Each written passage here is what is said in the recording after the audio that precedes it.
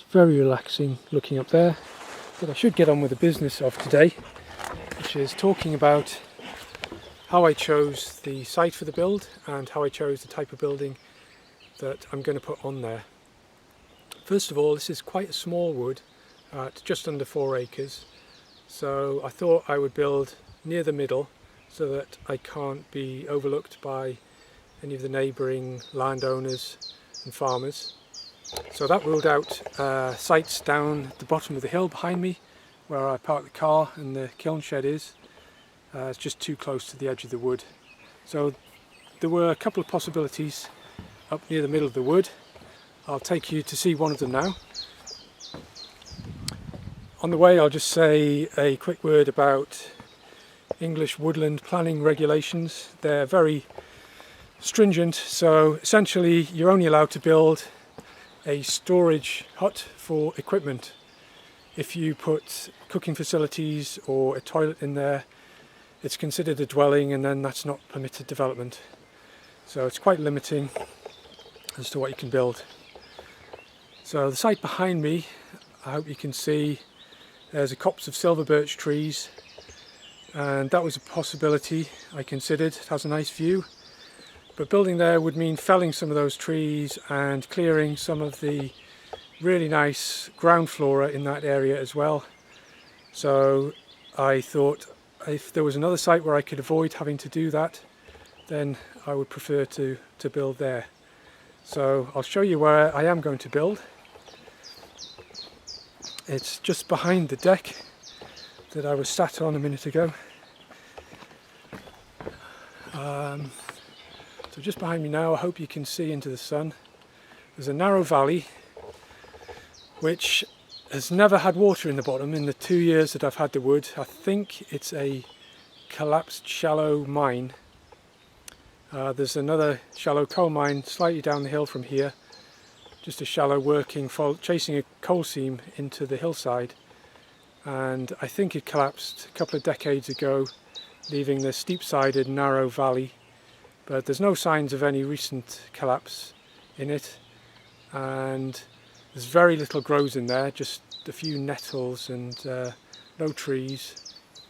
So the main advantages of it are there's some really good building materials right on site.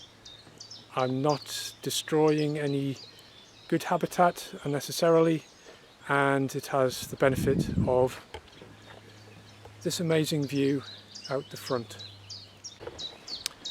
At the moment there's not a lot of space in there. It's quite narrow and there's those root buttresses growing in from one side, but let's have a wander in and have a closer look. So I'm planning to take out these huge root masses here and excavate the lower part of the slope on either side. It's very loose, crumbly material. There's sycamore trunks. There's 5 of these that I've felled a month or 2 ago before they leafed out, and I've just left them whole to season until I know what lengths I need to cut them into. So they're going to be great for building with, and they're right here on this site. Further back in here, there's some really good stone for building in this bank. It's all very loose and unconsolidated. I'll have to be very careful taking it down, but if I start from the top, do it slowly, I'm sure I can do it safely. So that was a big plus point for this site, in that it had stone for a foundation and all this wood for building within meters of the actual build site.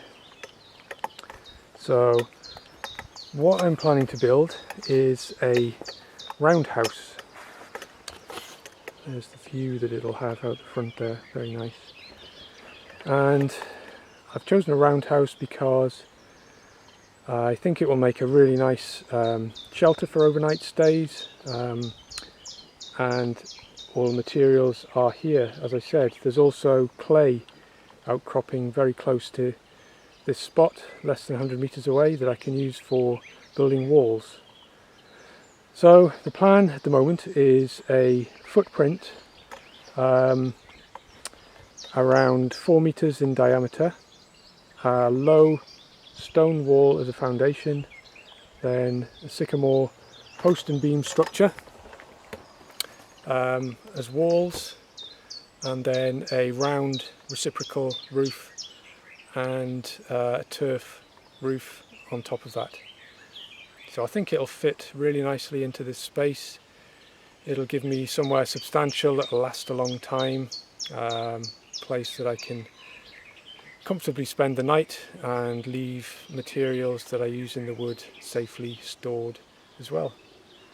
So I've got a lot of work to do. I'll crack on and see you in part 2.